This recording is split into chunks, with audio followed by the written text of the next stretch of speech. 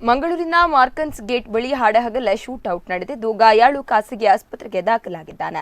ಕೆಲಸದಾಳು ಮೇಲಿನ ಕೋಪಕ್ಕೆ ಹಾರಿಸಿದ್ದ ಗುಂಡು ಉದ್ಯಮಿಯ ಮಗನ ತಲೆಗೆ ತಾಗಿ ಆತ ಆಸ್ಪತ್ರೆಗೆ ದಾಖಲಾಗಿದ್ದಾನೆ. Vaishnavi express cargo private limited ಸಂಸ್ಥೆಯ ಕಚೇರಿಯ ಹೊರಗೆ ಘಟನೆ ನಡೆದಿದ್ದು ಪಾಂಡೇಶ್ವರ ಠಾಣೆ ಪೊಲೀಸರು ಸ್ಥಳಕ್ಕಾಗಮಿಸಿ ಪರಿಶೀಲನೆ ನಡೆಸಿದ್ದಾರೆ.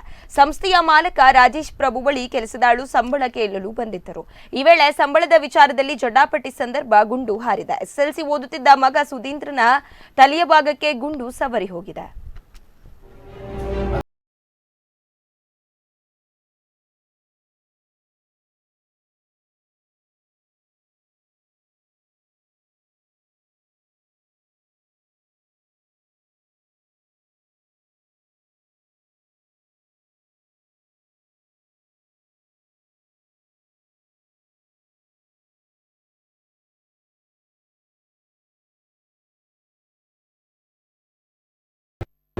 ಇಲ್ಲ